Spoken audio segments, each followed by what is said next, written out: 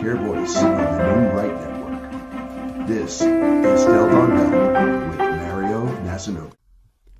Envisioned by the people, voiced by the people, powered by the people, it's everyday people with extraordinary values that make up New Right Network. Welcome to Healthcare Voice of New Right Network. This is Stealth on Health, and I'm Mario Nasanovich. Joining me for episode number 12 is an author, registered dietitian, nutritionist, and an advocate for food literacy. And we'll discuss some important topics from farm to fork. She possesses an incredible passion for growing adventurous eaters through food discovery and sensory exploration.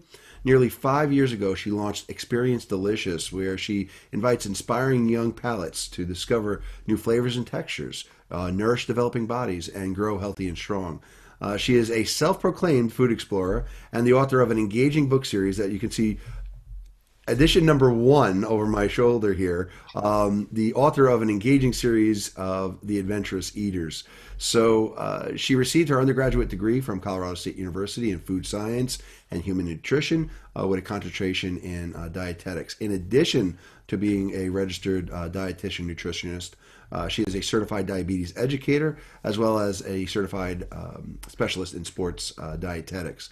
I am really proud to also share that she is my first fellow classmate, former student I've ever interviewed, as well as a fellow Boston University alum, where she also received her master's in health communications in the premier online program that we both participated in.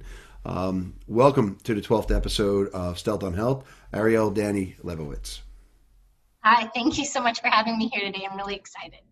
This is going to be a fantastic episode, and everybody take some notes because there's a lot of learning that's going to take place about everything you've ever wanted to know. And we could probably talk for the next 48 hours straight, just Danny and I just chatting it up. But glad that we'll have you along as part of the audience here.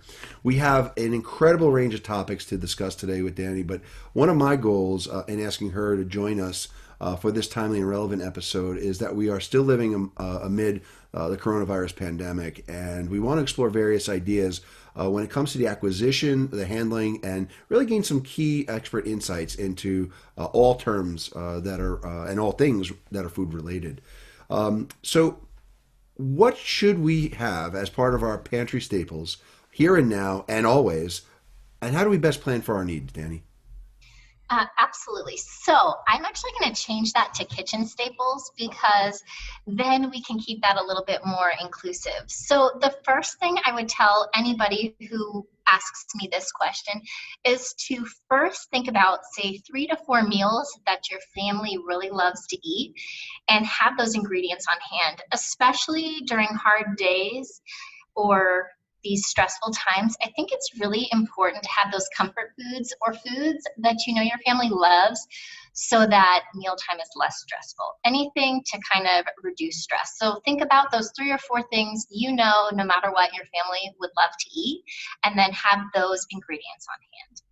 And then the next thing that I do is I like to break it down by how I grocery shop or macronutrients. So I break it down by protein, fruits and veggies, dairy, grains, sauces, other staples, and then snacks. And I'll kind of go through a couple of those things. And I'm working on a handout so that you can have that to link to this podcast so that that can be easily printed. I'll probably refer to my Instagram account or my Facebook page. I post all of this kind of information on there, so continual education on any relevant topic, and that's where I'm going to make the handout for you today so that you can incorporate it. But the first thing I think about is proteins. So proteins can be your shelf stable pantry items, or they can be what you keep in the fridge.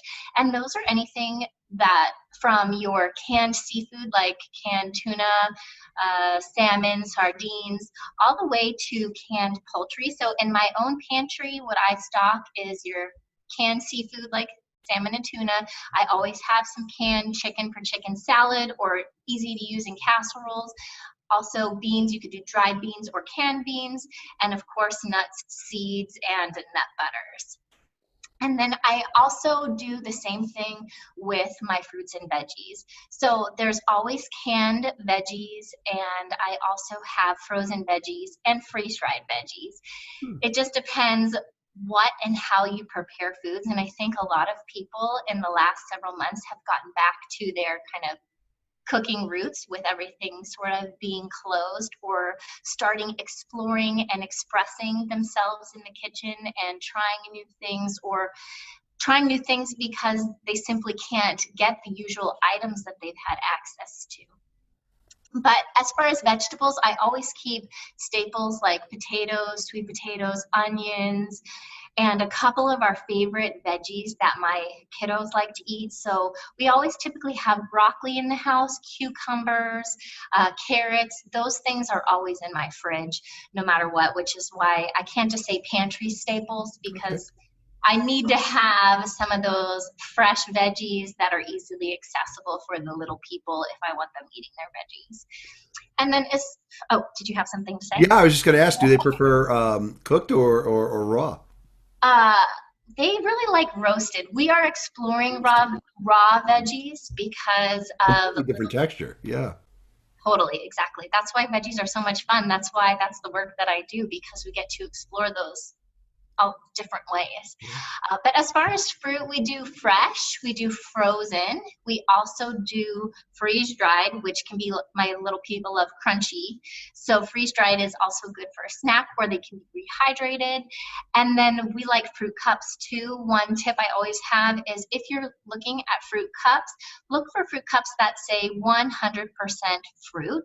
And 100% fruit juice, because oftentimes, even if it says sugar-free, they've added an artificial sweetener or some other kind of sweetener, which I prefer just in juice, because then I can let the little people drink the juice from the fruit cup as well.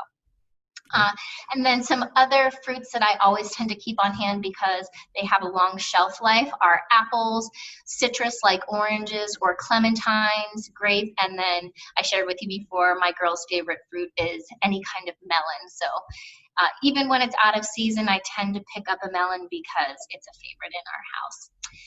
The next thing is dairy. When I say dairy, I don't necessarily just mean your cow's milk product. It could be your plant-based soy, rice, coconut, oat, all of those sorts of things too.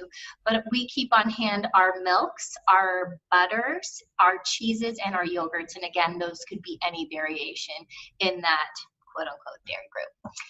In the myriad of choices in that category, do you have one that you recommend? So my kids are 3.5 and under. So we use whole milk. And I also my personal preference is an unsweetened coconut milk. That's the refrigerator kind, not the canned kind for drinking or having, because it tastes good to me. And it's also another plant-based option of a milk that I can incorporate instead of just drinking whole milk all the time. I don't buy multiple kinds of milks. At least I don't at this point. I just adjust. Yeah. But I love cheese, and we use regular cheese. I don't personally use the plant-based cheeses, but there's nothing wrong with them. And if you're keeping plant-based, I think that's a wonderful option. Now, cheese always has confused me in terms of nutritional value. Clearly, a dairy. I think everybody probably learned that the first time that they ever ate cheese. But is there a particular cheese that is even better for us? Ooh, I mean, what is cheese? So cheese is going to be a high-fat option. I don't think you have to. I think if we're going to talk about eating cheese, I am Would a that be a big total episode, a wine and we cheese could do a party? whole episode on cheese. But let me just say this. I don't make food choices like lower fat cheese Good point. when I am choosing these products at the store. And I don't want to go into, we could go on a whole conversation of diet culture and how, lower fat options decrease. You won't have the same satiety from them.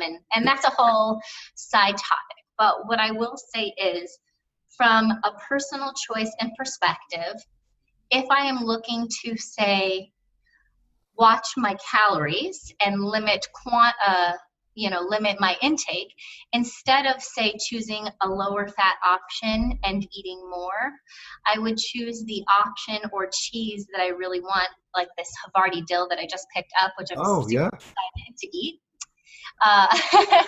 or a really good brie or Parmesan, oregano, just, yeah, okay, we can get into cheeses later. Yeah, yeah. But I would say Coming go. soon to Stealth on Health, we will have a cheese We episode. will have a whole episode focused on cheese, the making of cheese Yeah. to the different varieties and what they mean. The different kinds of Parmesan and where they come from and how they get their name. It's like a fine wine. Yeah. But what I would say is go for the one that you want and enjoy it, love it, and move on. I love it. Really looking at quantity and you're looking to make healthy choices, well, then it's not as though you're going to have that every single day. So I always say pick. Any other staples that we missed? Yes. So grains. So Yeah, with absolutely. I would choose the grains your family likes, anywhere from rice, couscous, quinoa. We really enjoy lentil pasta, so I know it's a good high protein option with choosing a pasta, cereals, and then I always keep flour on hand because you can make just about anything from flour, and we make a lot of tortillas in our house. Another thing is sauces. So it depends what kind of things you like to prepare, but sauces can be anywhere from an easy pasta sauce to teriyaki to having a can of coconut milk. There's so many wonderful recipes you can create using coconut milk, salsa, jelly. I mean, you can use a can of salsa and some frozen chicken breast and put it in a crock pot and have a meal you can put on salad, you can put in tortillas, you can put, on a slider. So or right out of the crock pot. or right out of the crock pot. You can put on. You don't even have to make it to the table. And then other staples, big things to have on hand, like the oils your family likes to use, whether it's coconut oil or olive oil, sugar, baking soda, baking powder, bouillon, and then, of course, snacks that your family likes to eat because everybody wants a little something between lunch and dinner, right? Mm-hmm. And I don't think I mentioned, but I have this free printable on my website.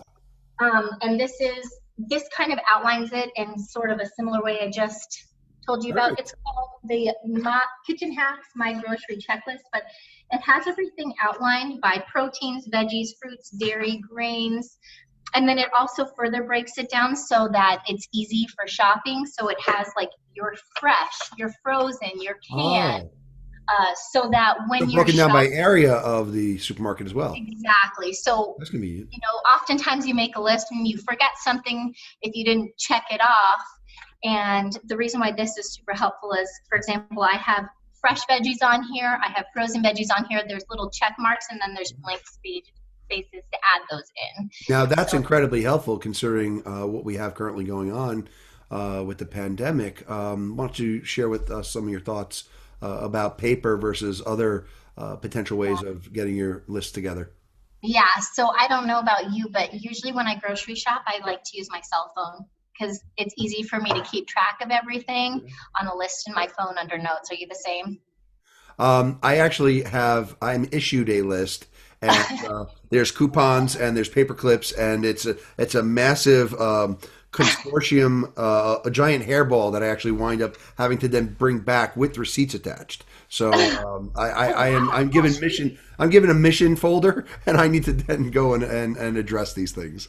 She's real serious. So Yes. she's a woman after my own heart. She takes it to a whole nother level. Yes. My husband wishes I was a meal planner.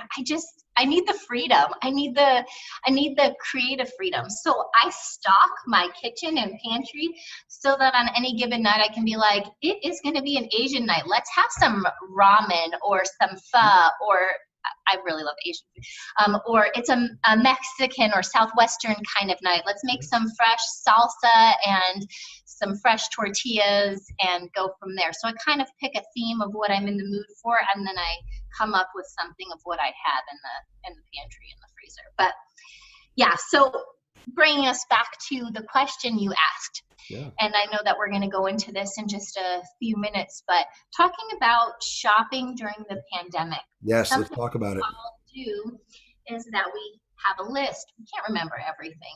And I'm the type of person that always uses my phone, but we know that we want to touch less, and anything that our hands touch has the potential to pick up a virus or bacteria or things like that, and then bring them with us. And I'm going to probably say this again, but make sure you're cleaning and sanitizing your phone, because Remember that. Yeah.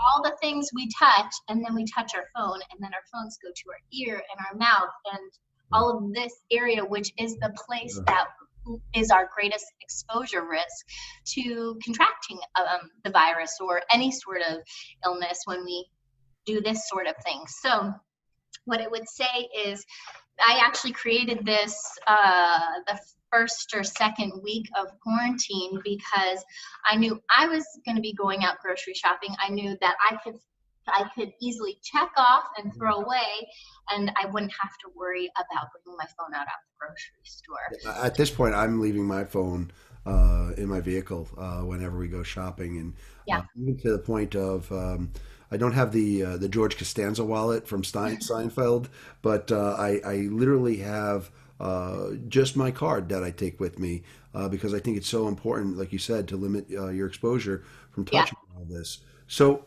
I guess I don't even bring in a purse. I just bring in my credit cards.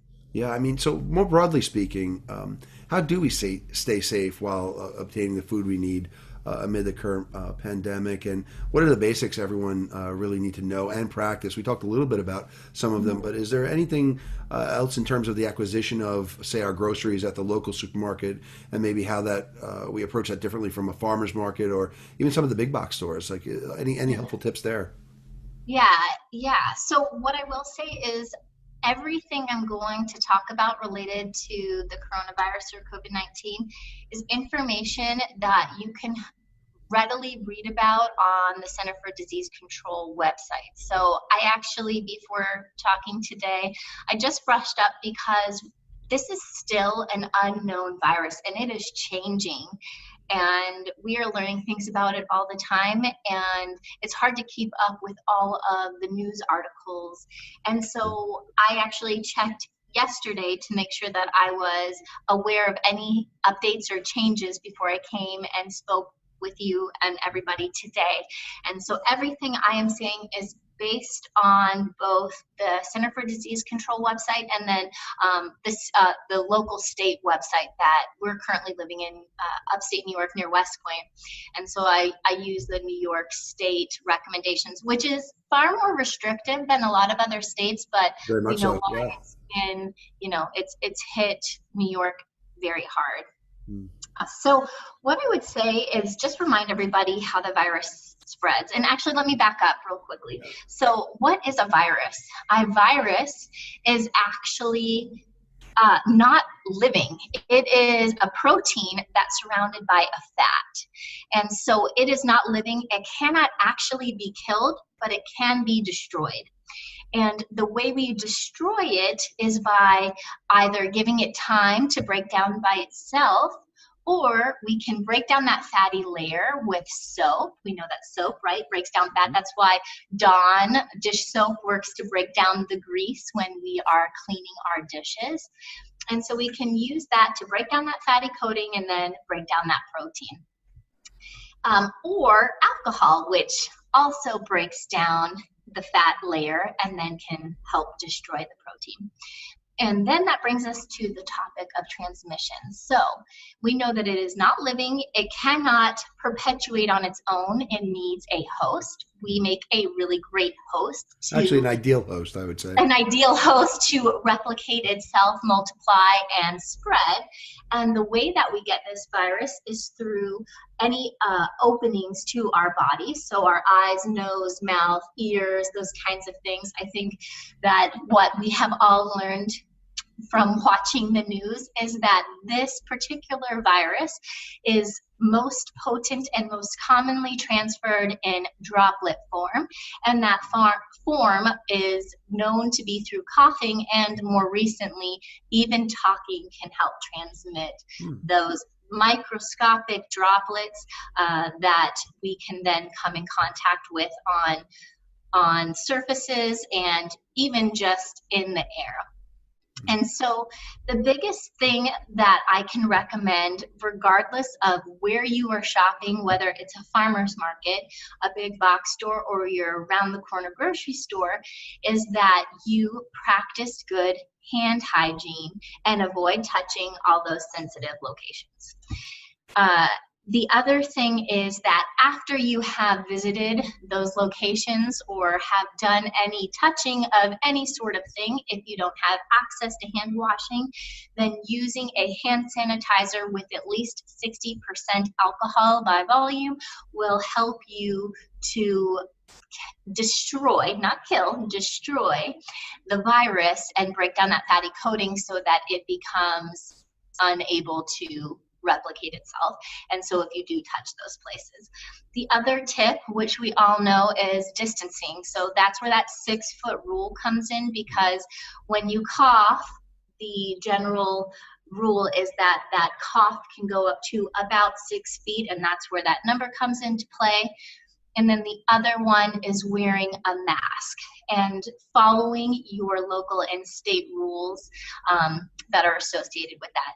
What I will say about the mask specifically, and I know there's been a lot of controversy about wearing the mask, but the mask won't necessarily protect you, because unless it's a N95 mask that our medical workers need and are using, because of how small the virus particles are and available in the air.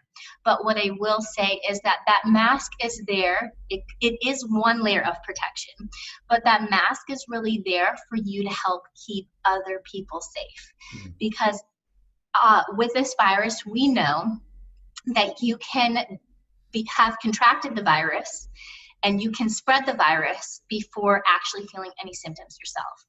And that's really important, because you could have been exposed. You could even be sick and never ever even know it in some individuals, but you could be a spreader. And that means that you can get other people sick. So don't be a jerk.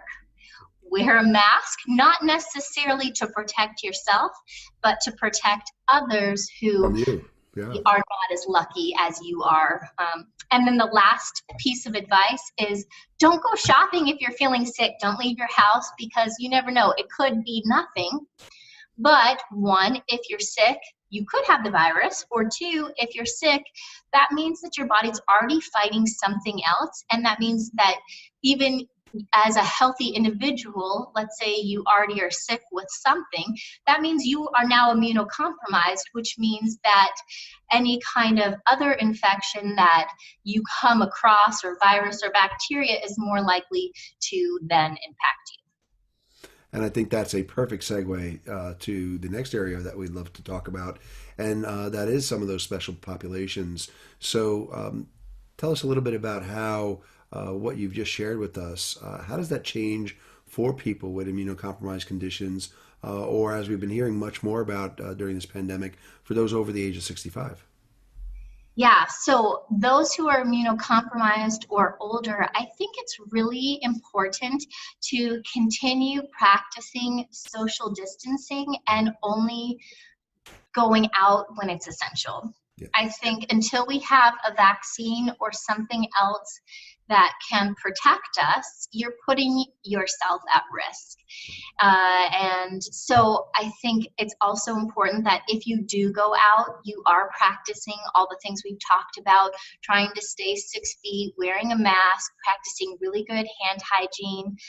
And I would also encourage people to look at their local state government recommendations. So again, New York is a little more strict than others because it is so widespread here. But what I will also say is two things. One is exercise is still important. Mm-hmm. Getting outside, being in nature is still important. So do still try to get out. It's important for mental health. But while you're out, make sure you are practicing social distancing. Yeah, wearing a mask, good hand hygiene when you get back. And if you do feel sick, do not go out. And I would also say that some government recommendations are that if you are immunocompromised or elderly and you have people come over, you might consider checking people's temperatures before they come in. And if they do have a fever, then say it's probably not the best time. I was telling you before we got started today, my grandmother's 96, and so she hasn't been out to any appointments or had people come into her home since the beginning of March. And she has my aunt getting her groceries, leaving them outside her door, and then she comes down, grabs the groceries, and then brings them inside herself, and hasn't been exposed to other people because it's just not worth it. It isn't, and I'm so happy you shared that, because I think, given what we know about health literacy and health communication, social distancing and stay 6 feet away from someone can be confusing to people. We have to communicate to people at a fifth grade reading level and communication level, but social distancing, I think, could be something that could be a misperception, miscommunication, and you just gave a very beautiful way of describing. Okay, well, here's grandma. She's 96. She's staying away from everyone, and your aunt is leaving food actually at the door. So I think that's a very practical advice for anyone that's out there that is immunocompromised over the age of 65. If you are having somebody that may be paying you a visit, do it safely. But it's okay if they make that transfer and leave it at a location, and then you're able to pick it up at a location. So I think it's the practicality of that that is very important here. I also wanted to talk to you about the little people, and we talked about your daughters, and you've got two little girls. And should we leave the kids at home when we're going to these places? So I will tell you what I do. Now, my kids are 3.5 and 1.5. And so if you have older kids and, you can't, you feel comfortable taking them with you, or honestly, in some instances, people just don't have the capability of leaving their kids at home. If you're a single parent or you don't have childcare, you have to bring your kids with you. You have to do the best you can do. Yeah. You do the best you can do. Me personally, so my girls are in childcare right now, and they have very strict measures. They get their temperature checked every single day, and strict rules they're following. The local state government, which is more strict, I believe, than the CDC recommendations at this point. But I only go grocery shopping when I don't have them with me. So that, because little people touch everything, and they also put their hands in their mouths, and it's important to keep your cute little masks on them. Yeah. So for me, I shop when I don't have them, because that is an extra precaution that I can take, and I have that luxury of taking. If you don't, if you have to bring your kids with you, make sure that you are practicing social distancing, good hand hygiene. I would keep a little hand sanitizer on hand. Okay.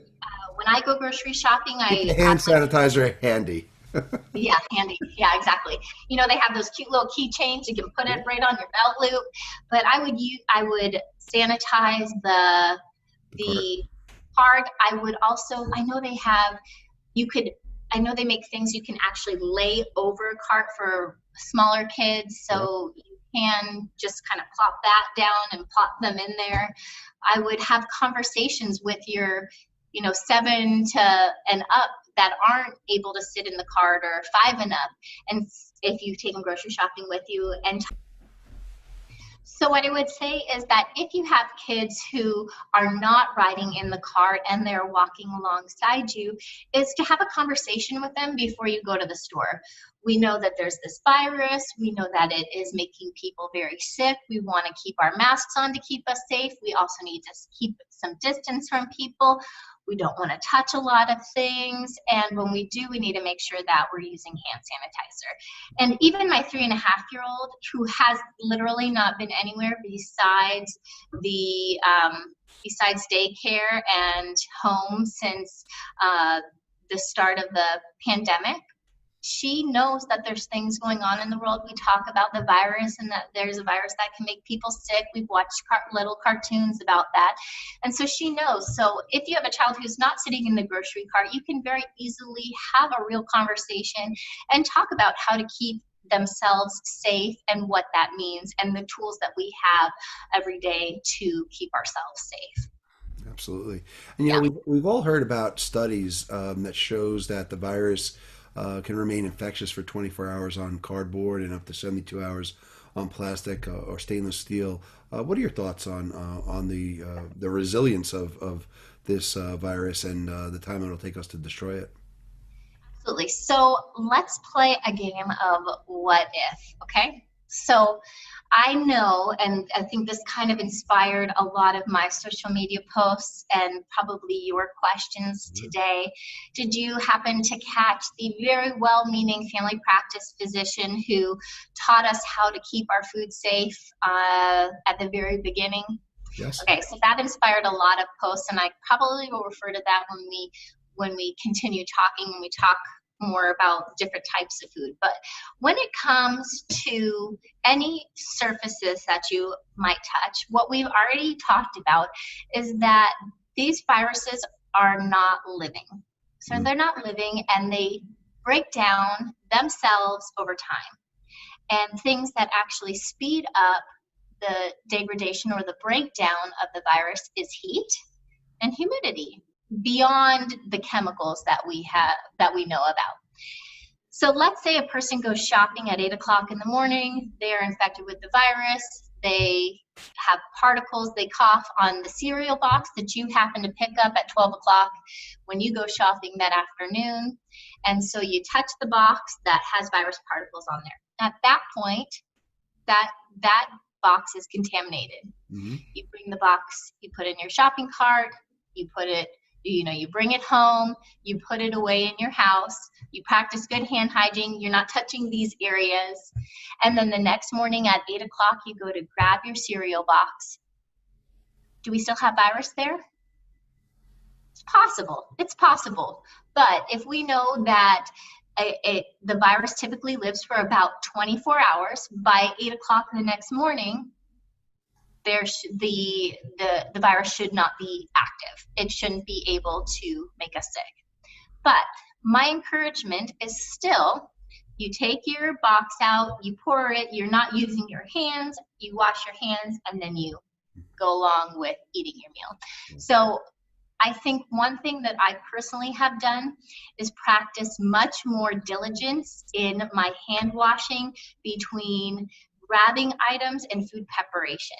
When I get home, I will tell you, I don't actually have any sanitizing wipes in my house. I don't use chemicals in my house. I have these special cloths, and I use soap and water and things like that.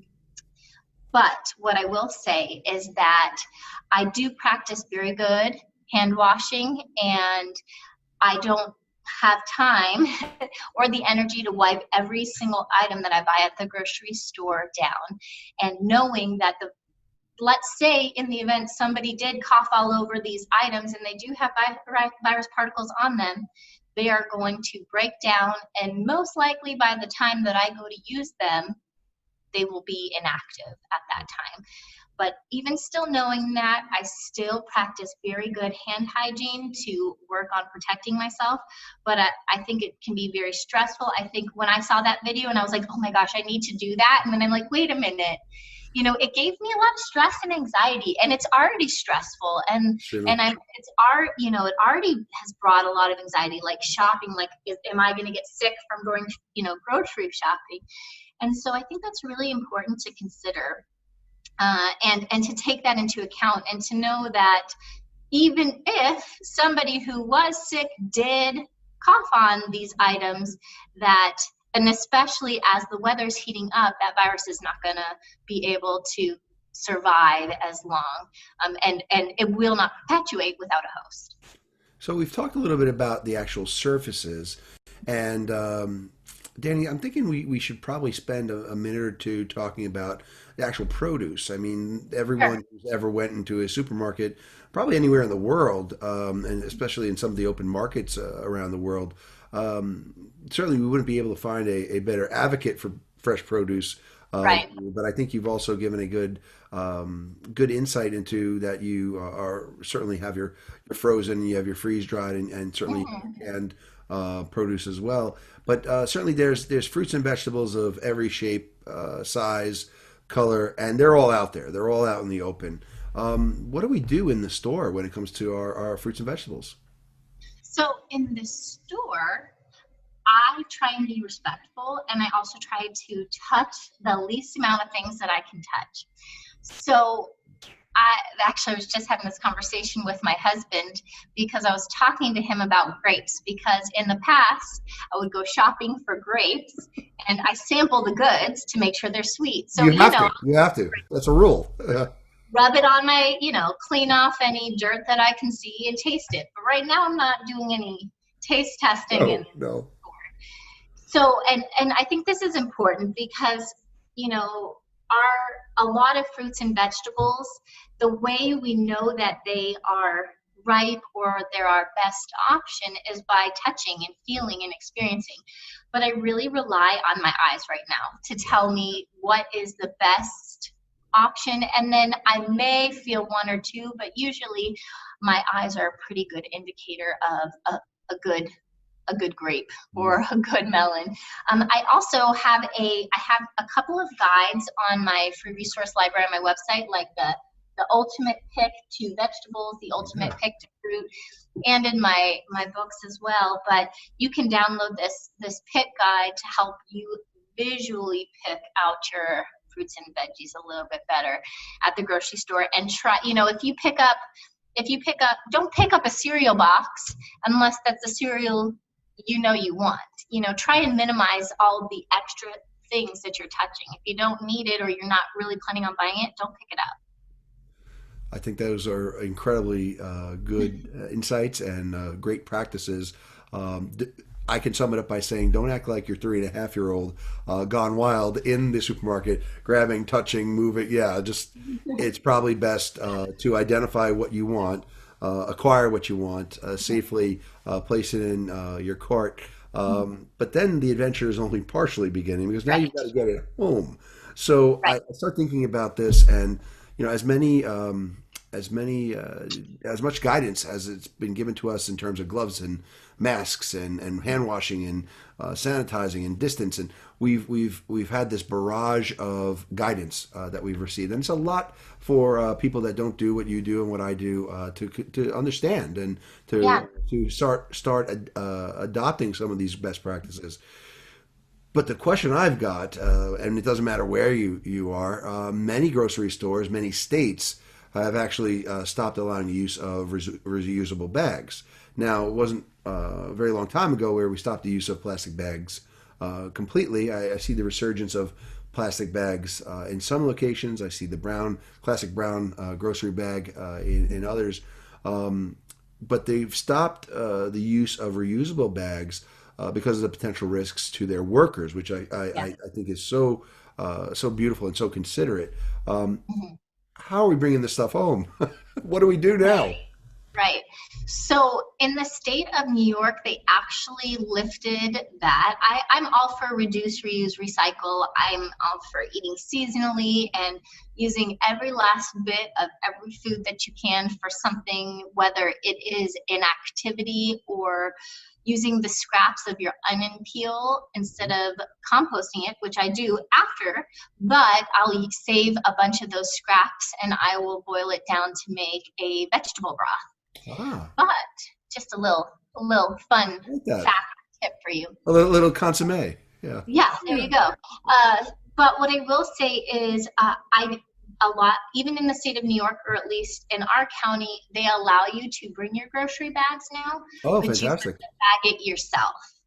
So what I will say that I have noticed is that the people working at the grocery stores have been super patient, very calm, and they're amazing. And so if using your own grocery bags feels good to you right now, bring them and then just let them know, and they'll allow you to bag the produce yourself.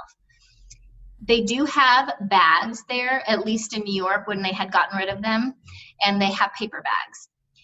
If you are thinking about being environmentally friendly, paper bags are a better option because you can recycle.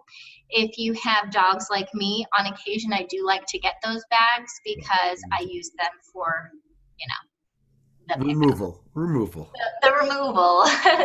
So yeah, so I think that's my recommendation. I like your recommendation. And so, big question. Now I've gotten through my list. I've gotten everything I need to do in terms of my shopping. I've packed it, or someone else has packed it for me. And if I'm being environmentally conscious, hopefully your state or county allows those reusable bags, which some of them are just so fascinating in design, and I think virtually indestructible as well. So that, I think, is another positive. I have this really big rectangular one. It's like 3 feet long and 1 foot across, and it's a wire. So literally, I just kind of scoop everything in. It's kind of Everything nice. in, yeah. But big question. So I've been concerned about this even before the pandemic. What do we need to do to sanitize our food when we get home and prior to using it? What are other food safety tips that we absolutely should know in pandemic, post pandemic, and even prior to this pandemic? What do we need to do? What's the right answer here? So thank you for asking me this. You are asking me about what should I do with my produce once I get home? Yes. And so that's where I kind of go back to kind of what inspired a lot of my social media posts and educational resources was that very well-meaning family practice doctor who instilled a lot of fear and anxiety in a lot of us with bringing our foods home into the house. And what he did was he brought his produce home, he filled up his sink with soap and water, and he dumped his produce in there. Yes. And We talked about that. yeah, and as a Yeah. food safety professional, the very first piece of advice I'm going to give you is number one, never, ever, ever put your produce in your kitchen sink. There are lots and lots of bacteria in there. So if the virus didn't get you, then maybe you'd have some GI discomfort with some other bacterial infection that you have acquired from all of the bacteria that is in your sink. Yeah. And Other you don't want any of those big nasties at all. Nope, nope. The other thing is a lot of people are very frightened, and so they're using chemicals such as bleach, chlorine, or alcohol on their produce, which is also unnecessary. Actually, I will share with you while we do not know how long the virus can live or survive, we'll say survive because it's not living on our food or produce, there has been no recorded incidents of people contracting the virus from fresh produce and foods such as that. So I think we're that's important. dispelling that myth and misperception right here, ladies and gentlemen. That has not happened. We have not heard of that documented. It has not been documented. Could it have happened? Sure. But it has not been documented, and it is most likely going to be, for example, we'll just say, for example, you are at the store and you are buying apples. Somebody with the virus coughed on the apples right around the apple section, and you buy an apple and you bring it to your car and you start eating it. It is more likely because of the droplet factor and staying in the air for so long that you are contracting the virus through those other passageways than from taking a bite, because that is what the evidence is telling us, is that it's more likely contracted through droplets than contaminated products that you are then consuming. Because remember, we don't know exactly how long it might live on the surface of something, and it could have, it could survive for a few hours to 24 hours. But what has been reported is that you have been exposed most likely through the air. So, and we're not eating food without washing it these days anyways.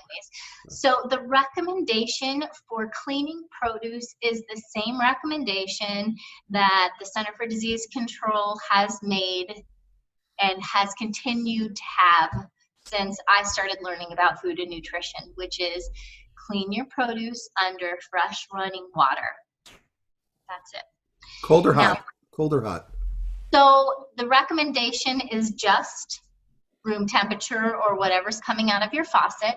I will say that I have used hot or warm water, especially if there's a lot of debris and something looks really dirty.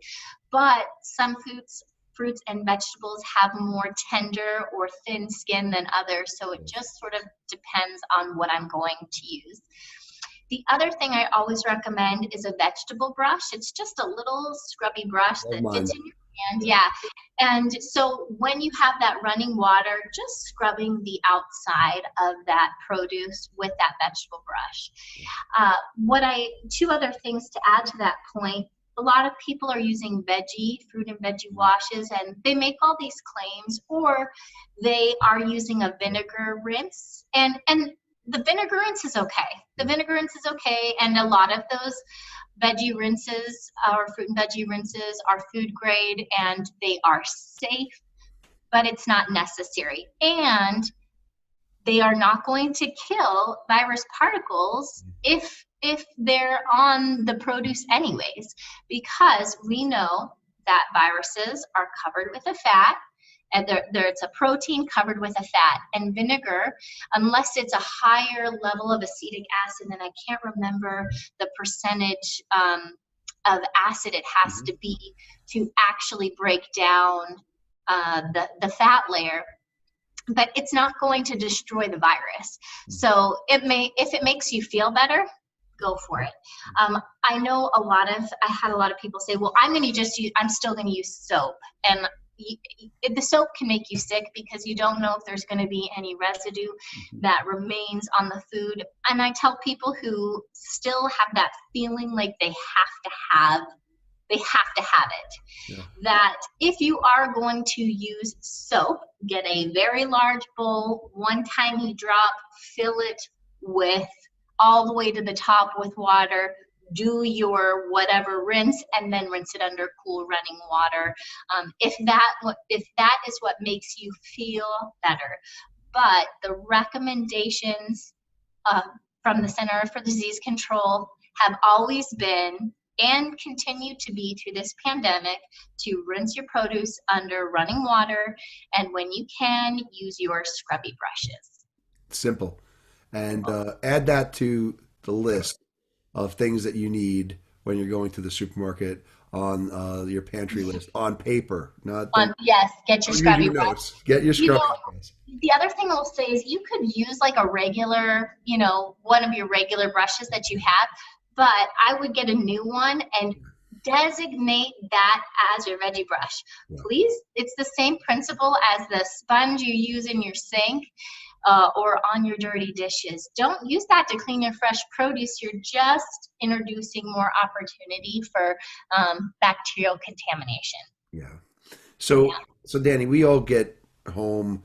We've cleaned everything. Wait, let me back you up. Let me say this, because we were just talking about how to clean our produce. Yes. When you get home, don't clean your produce. As a general rule of thumb, do not clean your produce until you are ready to eat or use it. As a general rule, introducing any moisture or cleaning the natural protective coatings on your produce, even things such as apples, where we think they have a nice thick skin, can actually decrease their shelf life because it removes the protective coatings that different fruits and vegetables have naturally. And it also introduces moisture, and moisture can lead to molding. There we go.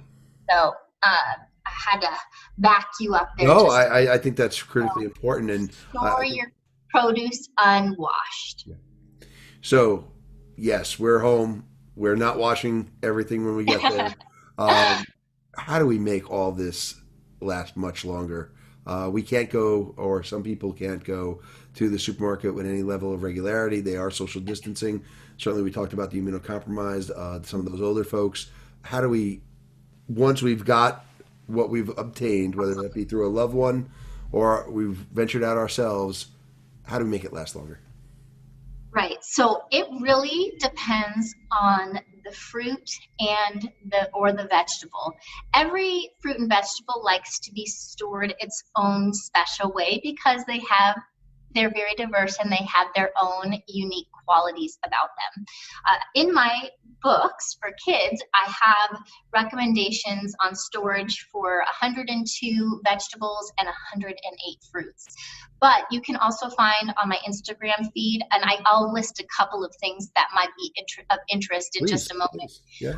But on my Instagram feed or on my Facebook page, I have posted some of the most common. I think I posted maybe 16 to 20 of the most common fruits and vegetables and how to store them to make them last longer.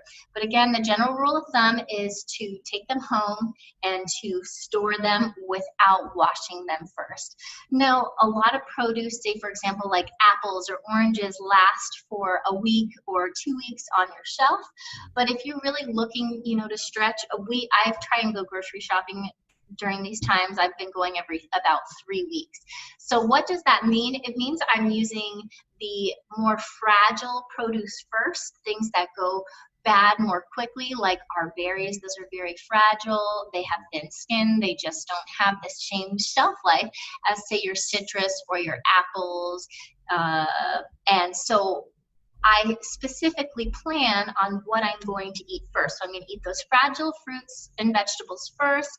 Then I'm going to go to the ones that last a little bit longer. Then I'm going to go to my frozen or my pantry staples, like my fruit cups or canned fruits or canned veggies or frozen veggies, so that I can really make what I have last as long as they possibly can.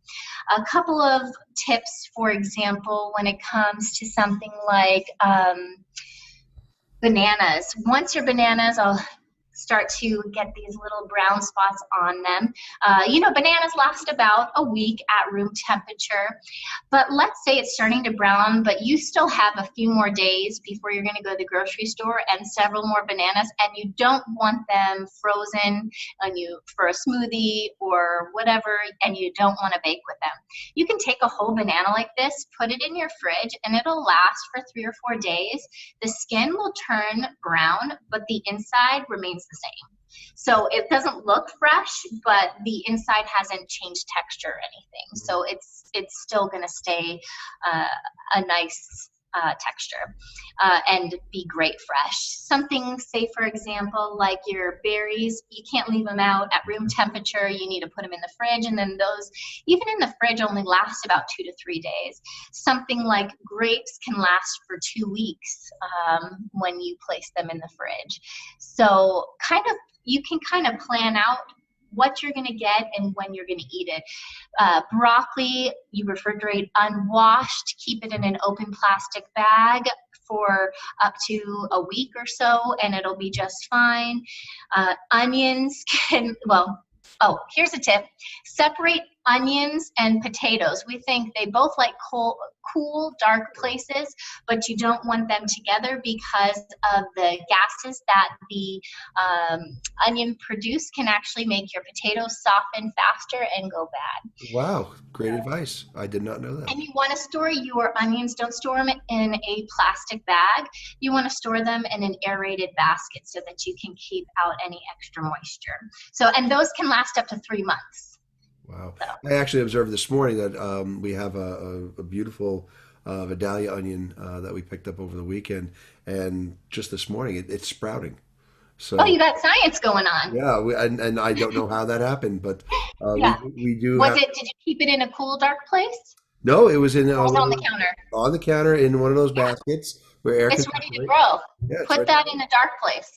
Yeah. It's ready to grow you some more Vidalia onions. You're welcome. I may go plant it after this, so I'll let you know how that goes. Okay. I tried that with butter lettuce about 2 weeks ago and failed miserably. I try and observe some level of gardening. I'm better with flowers than I am with vegetables. I'm a failed vegetable farmer, but continue to try. Hey, that's all we can ask. We talked about frozen veggies a couple of times in the show, and this could be a concern for many, both young and old alike. A lot of different range of taste buds here. Any recommendations on what we could do to make these more tasty?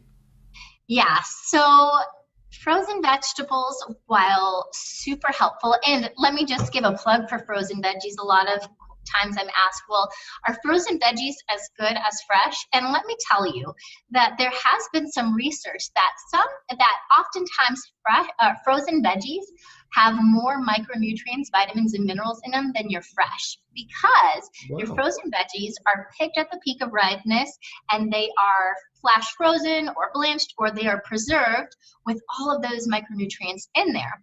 Whereas, for example, we live in New York, or I live in New York right now, and if you get your produce, say from California or say South America, it has traveled a long distance to get to you. And over that time, and distance, those vitamins and minerals, while still excellent, will start to decrease. So frozen veggies are a great option because they are very nutritious. They're also very economical because you don't have to worry about the cost. The cost remains pretty much the same all year long. Whereas for fresh veggies, if you're buying, say, asparagus, and it's definitely not asparagus season, you're going to pay a premium price for that. So it's really a great option. And I think people just don't know how to prepare fresh or frozen veggies. And so the big tip with frozen veggies is you don't want to put them in your recipe.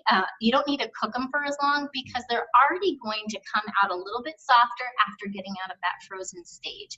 So if you're going to cook them and you're going to say add them to a stir fry or something like that, add them towards the end when all of your onions and peppers, say, are cooked up. And so they're just heating up Oh, okay. slightly, and then they're ready. So they still have some good texture to them. Easy other ways to add frozen veggies: add them to a fried rice, mix them with eggs for fritters or an omelet. You can add them to sauces and simmer them where you want them to be soft. You can add them to a soup, and then you want them to be soft, or you can puree them. And then one thing I always say with frozen veggies, you'd have to be a cheese lover, but when in doubt, add cheese. It People like works. cheese. Yeah. Yeah. So we talked before about the plant-based cheeses, Mhm. which I'm not that brave.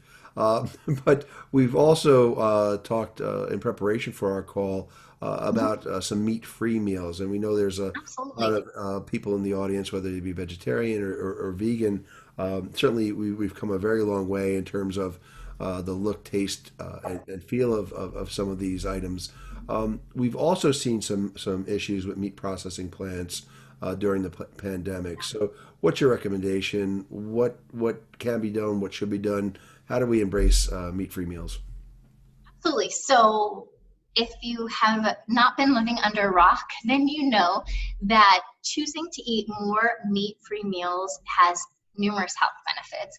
And that's an entire show on itself. So I won't go down that rabbit So hole. we've got a cheat show we've got to come back for, and a meatless meal show. Okay, we're When doing we first talked about having a show, I was like, Mario, what do you want to talk about? Because it. we can talk all day about so many different topics. But what I will say is there are so many meat-free options, whether you want something that is meat-like, such as similar to meat burgers, to actually, or chicken nuggets, what is it, veggie nuggets and things I've like seen them. Yeah. that, choosing to have a mushroom instead of your meat in place of a burger, or choosing to have something like tofu or tempeh, or incorporating lentils as your main entree. There are so many things you can do. What I would encourage people to do is do a little Google search, or even better, if you want to make your life easy, there's a whole campaign. It's called Meatless Mondays. I'm not sure if you're familiar with it. If you sign up for Meatless Mondays, they will send you a newsletter that gives you inspiration and recipes at least once a week. I think I get their emails, maybe twice a week. I can't recall. But this is a great way to get some inspiration and ideas. You can search their website. You can Google. There's so many people on social media you can follow that are entirely plant-based, and they have wonderful options. I'm going to leave you with one little easy tip. I love to use lentils and coconut milk. And you can literally just use it like you're cooking rice, and use coconut milk and lentils. You can season with salt and pepper, whatever you want. Little people love it. And the texture's great, the flavor's great. it's an easy option. So I like that. you could do a little Google search, but incorporating a plant-based meal can be, it doesn't have to be hard. Yeah. No, I think you've given us a very simple approach to it with Meatless Mondays, and if people aren't Mhm. aware of that, like you Yeah. said, there's newsletters out there, but they already have their first meal to try. I like that idea with the There you lentils. go. Yeah. So And it's last question on the food front for all of our newly deputized food explorers out there, and we certainly have covered a wide range of things. What's for dessert? ooh. So I'm a dessert first kind of person. I love dessert, and oh man, I love every kind of dessert. Let's see. Okay, I will say two things. One, we know that food has so much more in than just eating. So it's experiences, it's memories, it's when you had something, it's our, it's our history. And so if I had to pick one, I would It's social. probably It's say very social. Yeah. it's so social. I'd probably say white cake with buttercream frosting because that was my wedding cake. Ah, And very nice. it just brings back really good memories. But if I were going to tell you dessert on a regular basis, it would be ice cream. Really? Oh, All yeah. natural? Well, it just depends on the brand. So if we're talking Ben and Jerry's, I love pistachio. Their Okay. pistachio is amazing. If we're talking strawberry, it would probably be Haagen-Dazs. I'm an ice cream connoisseur. Actually, fun fact you don't know about me: one, Ben and Jerry's. I think I was in college, and they were looking for like taste testers and naming, and I totally made that was like my first video. I made like a whole video to ask them to choose me because I am an expert taste tester. I have not gotten a phone call from them, and it's Oh, been well, it's hopefully been this will be the catalyst for that. 20 years, Yeah. but I could do them justice. I could Wow, I really love do it. I love them it. So justice. I've been no surprise probably to you. I'm a plain vanilla guy. Uh, Okay, okay. No, I wouldn't have guessed that. yeah, Do the toppings? I do nothing. I just do straight Oh, vanilla. So Krista, and Noah, but okay. it's the all natural because I have found that there's certainly a taste difference uh, Oh yeah. among them, and the all natural brand I can see the label and I Mhm. can understand everything that's in it, and I think that's Yes, also I a look key for to that success. too. Yeah. You, the Breyers homemade vanilla, is that the one? I think it's Turkey Hill. Oh, Yeah, the Turkey I'm always Hill. looking for that. You know, when you have all the extra fixings in there, like the candy bar flavors and things like Yeah. that, it's always going to have all sorts of things you can't list or name or know where they're from. But when I'm getting kind of like a simple flavor, I'm always looking, how is ice cream made? It's, cream, it's typically sugar and egg yolks. So I'm always looking for those kinds of options. Excellent, excellent, and I like your idea, and I will continue to replay that for my wife and my daughters. That you have said we can do it, obviously in moderation, but if we're going to do it, we're going to do ice cream every night. Which I'm all for ice cream. yeah, I'm I like it. all for dessert every day. Yeah, excellent. Yeah, there's no stopping you, Danny. I mean, certainly you're not denying us of the things that we want to eat, but in moderation, I think everything certainly works. Um, Sure. you have stated that Experience Delicious is your partner in food discovery, and hopefully this episode of Celt on Health has allowed people to think a little bit differently, certainly from creating their lists and going all the way through the adventures that we currently are enduring in terms of this pandemic, up until and including dessert. Um, Mhm. what's your mission, if it hasn't already been blatantly apparent to our viewers from everything we've just discussed? So I am a lover of food. I love all foods, and I love foods from all around the world. Actually, my two favorite foods, if you ask me, are Ethiopian food. I love Ethiopian food, and I really love a good bowl of pho. Okay, I'm going to throw a third one in there, sushi. I love Japanese food. Okay. So I am a lover of food, and there's always so much, nutrition is a science. It's a science, and there's always new research, and people are always fighting about what diet you should be on and what you should be eating. But there's one thing you can't argue with, and that is including more whole foods and learning about foods. And so I am a lover of all foods, and my mission at Experience Delicious is to educate about food literacy, and I do that by telling the story of our food from farm to fork and inspiring agricultural stewardship. And what that means to me is that we are instilling in our younger generations how they can do better for our earth and for our planet and for themselves and for everybody else in the way that they nourish their bodies. And so I have that as part of it, and I want to take that piece to help them grow to be adventurous eaters, and by doing that through food exploration and discovery using your five senses, because that is really how we explore anything new. And the overall goal of this mission is to raise healthy kids, is to raise a healthier future. It's certainly a valiant effort that you have made. You know what? I didn't think about this before, but as you were describing the mission, I kind of peered over my shoulder and I saw the first edition of your book, Where Bananas Come From, and I think that's a story that we've overlooked here that probably fits in very, very well here. So this is that was your first edition of your first book. When was that? Several years ago? 3-4 years ago?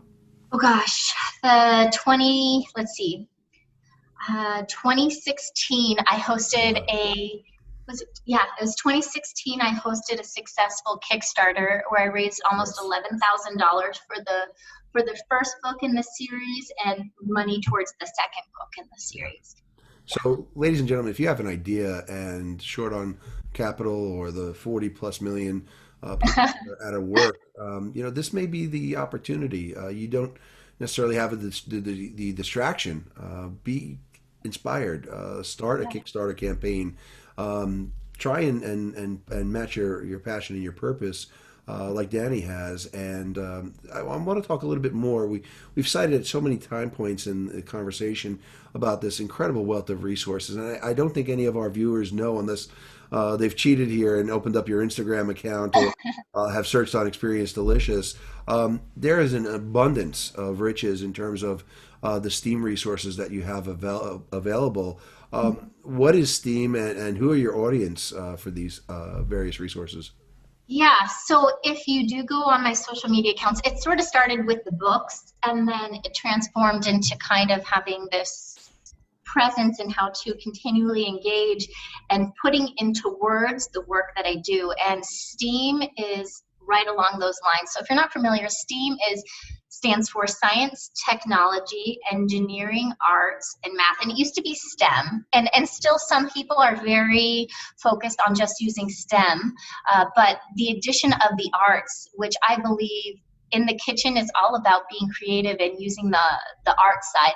But my goal is to foster an interest and lifelong love of the arts and science in children, to involve a creative process that you can use for inquiry and investigation and hands-on learning. So I really love STEAM with food and in the kitchen because it's a hands-on learning for not only life science, but also life skills. And I think this is something that we're kind of, I read a quote this morning and I can't recall exactly what it said, but you've seen a lot of those memes. It's like, let's cancel 2020. But what if we paused for a moment and we took just a step back to appreciate some of the inspiration and changes that hopefully 2020 will bring beyond current environment and things like that. I'm not going to go there, but where I will go is saying more people are home, more people are in the kitchen, spending time around their table with their family and eating together, and people who have never cooked or baked before are making sourdough starters. I mean, we have lost so much of our connection with our food. And I think not having access to the same things has presented a wonderful opportunity to connect with our food and our community and our family and get around the table, get in the kitchen cooking together and learning more about, preparing foods, life skills, touching with ourselves what we like and what we don't like and how we can make those things. I think we really lost something when we took that piece of home ec or spending, learning some life skills in our school system. And I think we've reconnected with that. And I think that's a silver lining in reconnecting with our family and our culture. And so anyway, sorry, I digress from the initial.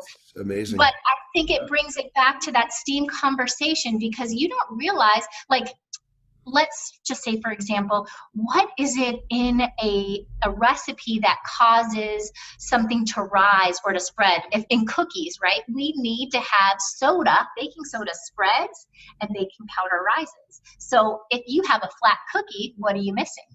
And that is science. That is food science. And that is a hands-on application of STEAM education you can use in the kitchen.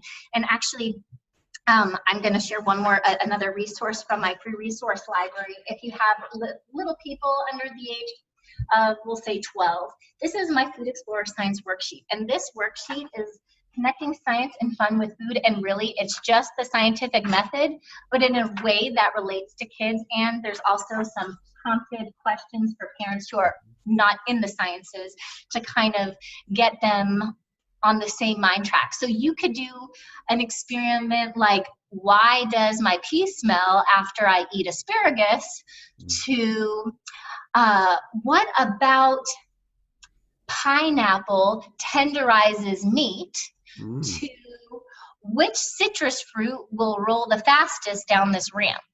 So you can use something like this to really use investigation and observation and question and research on something as simple as something you grabbed out of the fridge. I think that's truly inspirational and certainly so simple to make some of these activities more fun, less arduous, and certainly more engaging. I think that's really critical now more than ever. We need to find entertainment in other ways than just our devices.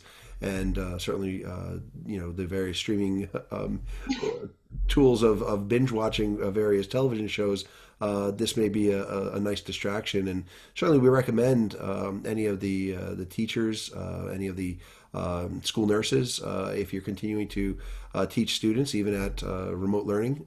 These are great resources to be able to have people go and do a weekend assignment. It's certainly a absolute great opportunity for children and parents alike, or caregivers, to come closer together and be food explorers, which is literally what Experience Delicious is all about. Exactly. Now, you've invited so many around the world to be adventurous eaters through your book series.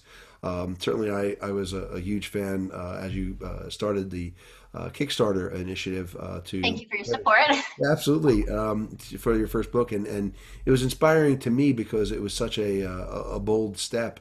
And for those of you who aren't aware, while Danny and I had a number of classes together, the class that I actually helped facilitate was on nutrition. So try having me, who's traditional healthcare and pharmaceutical biotech guy, 26 years of experience, teach somebody who's a registered dietitian nutritionist about nutrition. So I didn't have a shot. I learned more in that course, and I believe it was you and at least two or three others that we had within our group that just had a phenomenal background, such a love and passion. But what's your inspiration for the whole Adventurous Eaters series? The creativity, the thought that went into this is truly amazing. So there are two things that really inspired. And how are we doing on time? Are we okay? Can I keep? We are good. Please tell a story. We're good? Okay. Yeah. So I had two things inspired it. One thing is that I worked with a lot of families, and the parents would come in and they would say, my child's a picky eater. They won't eat anything. And so I sort of came up with this rule, and I said, you know what? We are all preferences. We're all people. We all have preferences. We like different flavors. We like different textures. Yeah. And that is okay. That's great. We should honor those preferences and those flavors and textures. But you should be able to articulate what you like and don't like about those foods. And so that's when I started really working with using your five senses to talk about and think about the different foods with those kids, and really thinking about what is it that you like or don't like about a food. And I'm going to use one example. Oftentimes parents would say, oh my gosh, my kids love pasta, they eat it with tomato sauce, and they love pizza, no problems, but they will not eat a fresh tomato. And so if you... And there's adults that are like that too, which is mind-boggling. Yes, there are lots of adults like that. Yeah. So then if you actually have a conversation and you kind of enlighten them and you talk about why.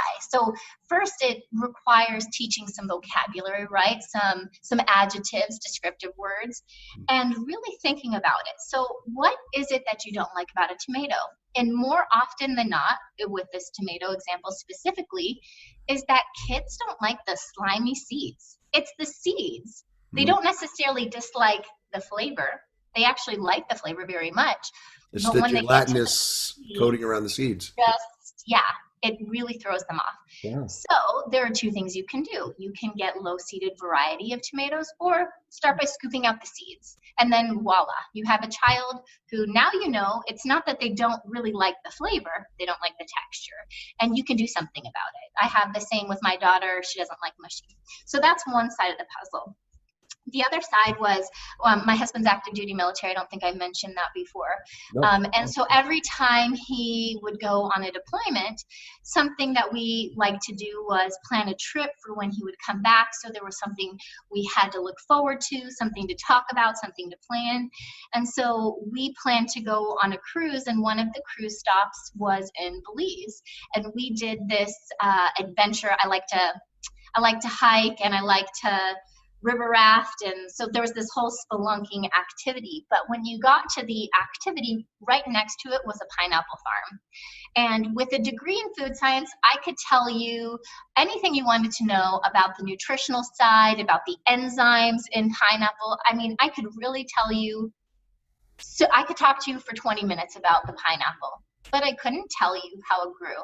And what I learned that day was that one pineapple plant, which is this enormous, beautiful herbaceous plant, grew exactly one fruit per fruiting season. Yep.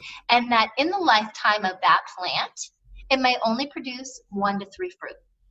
And so if you take that into consideration, that this huge plant and all the resources that have gone into growing that huge, beautiful plant and absolutely wonderfully delicious and juicy fruit, and then it has to travel all this way to come to the store where you can purchase it.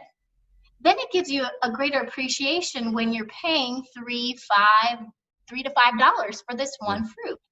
It's not as though it's an apple and there's 5,000 apples on a tree or something, it's this one fruit. And I just thought, where does our food come from? Where does it come from geographically in the world? Who were the first food explorers to taste and experience it, and to talk about how it traveled from these exotic faraway places to be at my table today? And I thought, I am food illiterate. I'm nutrition literate, but I don't know anything about our food. And I want to take that experience of teaching our picky eaters who aren't necessarily going to try new things, and I want to teach them about where our food comes from and how it gets to them, and make it fun along the way. And by the way, let's do some activities with it. Let's roll it like a ball, and let's do some food stamps and other fun things that don't involve taste testing. And let's see if then you might want to explore tasting it. And then maybe you'll find something you'll like. And then maybe we'll expand our palates beyond our daily experience. And then maybe we'll choose more healthy foods overall, because we are now food explorers. And then we grow up healthy and strong because we love these new foods, not because somebody told us we had to, but because we know more about any particular food item than maybe we ever wanted to know, but also because we want to, because we are food explorers in search of delicious. That is, Sorry, I'm really passionate. well, it is so incredibly important to share that story, and that really has been the key, the spark that has driven you to really expand your resources, further expand the book series. You're on the second edition of Where Do Bananas Come From, and the quality of these resources, the quality of the book. It's just so impressive, and you have really thought through everything. I do want to share with our viewers, if they want to find out more about you, your resources. You've alluded to a couple of the Yeah, resources that are available, I your can book show up. series. Where can they find you? Yeah, so this is the Where Do Bananas Come From, a book of fruits with 108 fruits. And this is Where Does Broccoli Come From, a book of vegetables, 102 vegetables. I also have a coloring book. I have prompted food explorer journals that go with each of these. I have activity books I'm working on. I actually have a new title that isn't going to be released until July, and I just got my first proof in the mail. This is 101 descriptive words for food explorers, and this is a visual reference guide of descriptive words, so a child can relate to the image and learn descriptive words that way. But you can find me, I have a website, it's experiencedeliciousnow.com. You can find me on Instagram at Kid Food Explorers, a period in between each.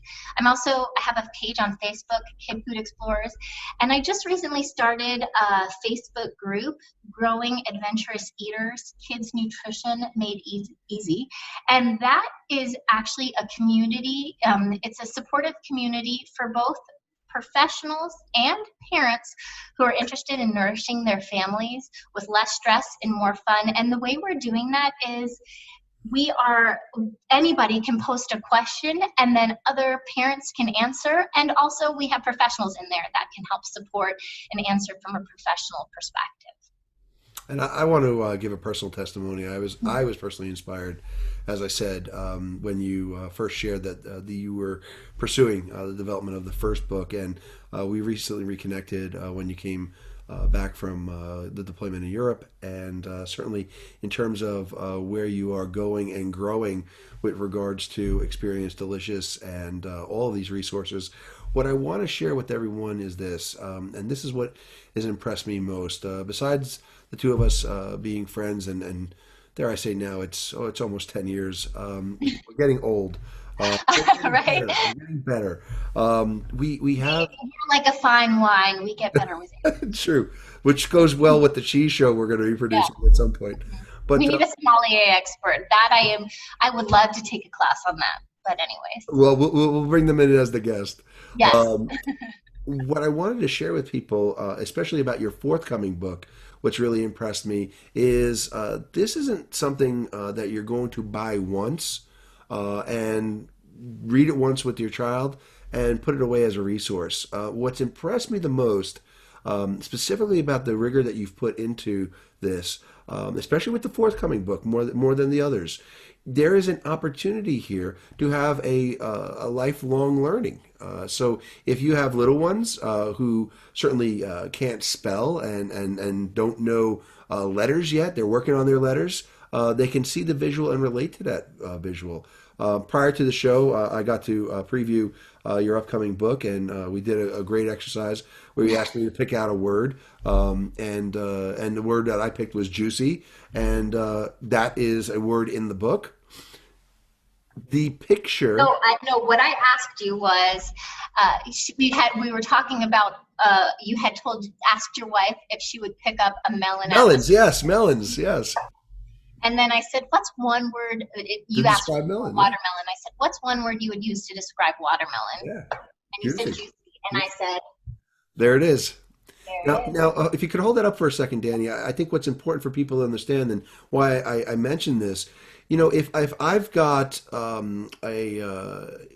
child that's in pre-K or younger, they're going to recognize watermelon. They may not be able to say the word watermelon. They know what watermelon is. They love getting all over their face, all over their high chairs. The watermelon, that visual they'll connect. At some point, they will be able to go back to that book. They'll be able to see the sight word in terms of juicy and connect that to the watermelon as well. So this isn't a one-time resource for you or for your children. These are resources that you can continuously go back to. And in terms of this encyclopedia that you literally have developed with regards to both fruits and vegetables. Yeah, so that's the thing. It's a reference book. You don't read these books from start to finish. Like the front of the book. Well, little Mario would have. I would have read that from front to back. So. Oh, okay. Yeah. That's a lot. I mean, the thing is, the front of the book takes you through photosynthesis, good for my body nutrients, cooking methods, and then each fruit and vegetable is a 2-page spread that has a fun character, tells you how to pronounce it, gives you other names for it, tells you how to pick, store, and eat when it's in season. Fun facts. So Amazing. To be perfectly honest with you, not during the pandemic, but I have my book downloaded on my phone on Kindle, and when I'm shopping for something, I often can't remember exactly what I should be looking for, especially if it's more exotic, and I use my own That's book. Authenticity, people. What am I looking for here? No, that's so fantastic. That's actually true. we haven't talked about this, and in the time that we have remaining, I did want to get this additional question in. Sure. What are your personal and professional goals at this point? I know you've got an incredible partner with your husband, and certainly two absolutely gorgeous little girls that are eating and exploring along the way every day with mom. What's your personal and professional goals at this point?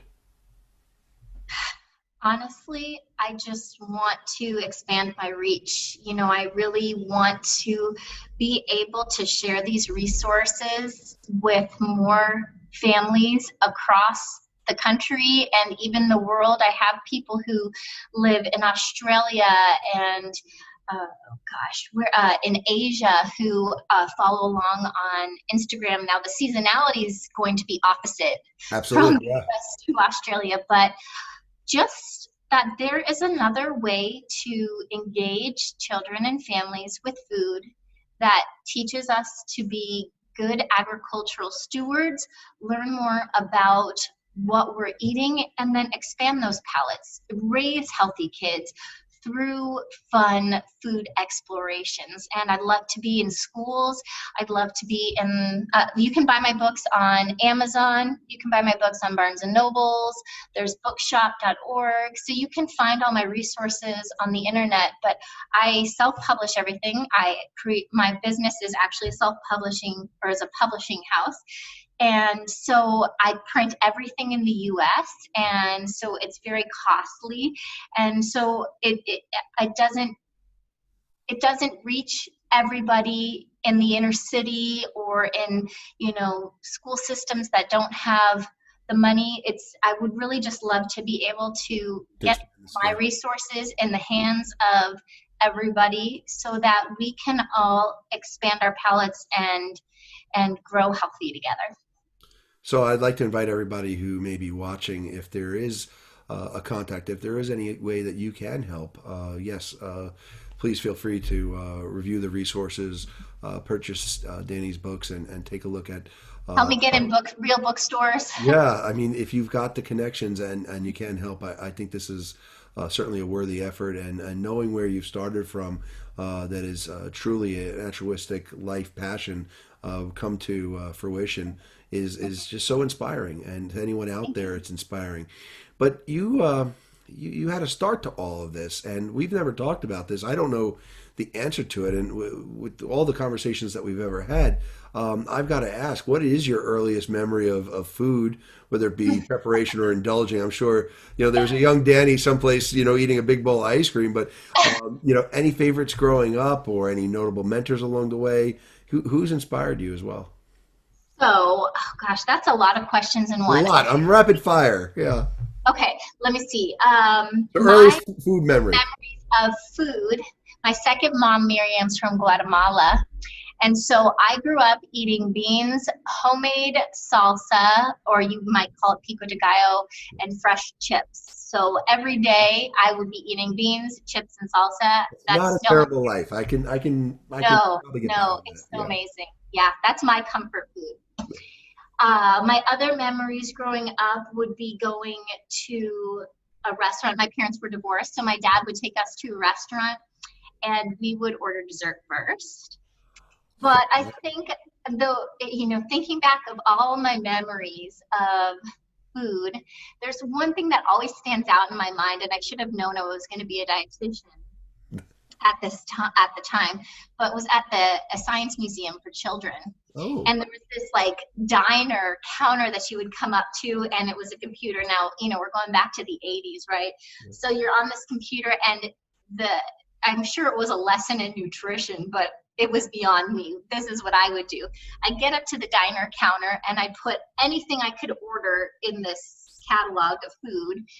And then a very big Southern woman would come up and she would tell me, because you put your information in, like your age and your, whatever.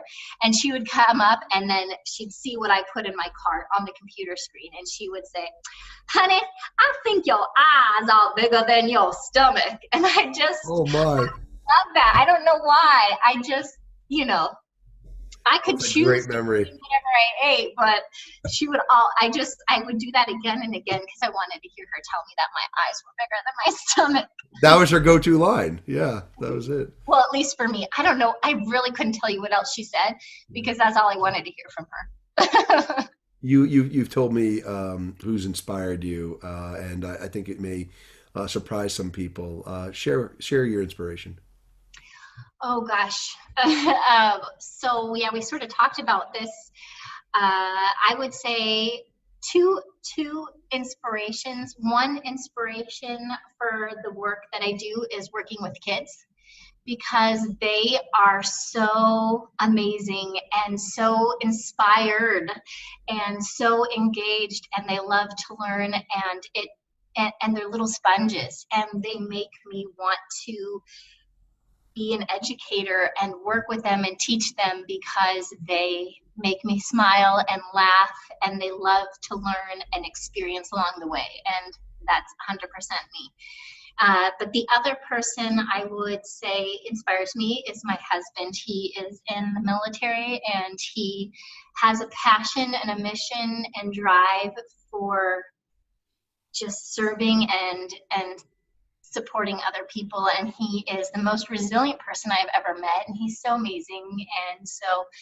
And he supports me in my efforts and journey and passion to want to make my own difference in this world through food discovery and exploration. And so that's, yeah.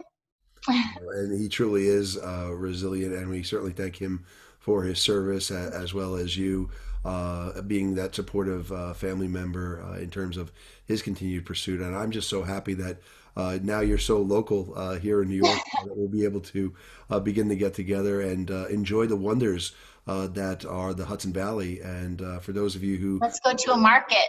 yeah, for Let's those go of you who eat. may not know, I mean, we just have a cornucopia of great produce in and around the valley here. I have a farmer's market that actually I love going. My wife calls it my ladies that I go and go and speak to them. And I may just go and even just grab a couple of tomatoes or a couple of vegetables, but it's just that experience of just feeling good and feeling wholesome as you're going through this. Danny, we've talked a lot. We've covered a lot of ground. We've got so much more to talk about in our future episodes, and certainly we'll plan those out. Let's do it. Yeah, let me open up the floor to you though for the final word here. Oh gosh, I don't even know if I have anything to add. I guess I just want to say thank you so much for the opportunity to come speak about really relevant topics that I know are on a lot of people's minds. And, I kind of shifted my work from focusing on kids to focusing on current events and how I can help because I do have that background and skill set. And I am a mom and a fellow citizen of the world, and we all have the same stressors and anxiety. And I hope that today you have learned some things that will help reduce that stress and make nourishing your family a little bit easier. And I thank you for the opportunity to share my life's work and passion and dreams of just raising a healthier generation. And as your husband would say, and his colleagues, mission accomplished, Danny. Oh, okay. Very well done. So for the New Right Network, I'm Mario Nasinovich. To access this episode and other on-demand programming from Stealth on Health, I invite you all to visit newrightnetwork.com, the right voice right now. Thank you all for tuning in. Stay informed, stay healthy, and we will talk to you soon. Take care.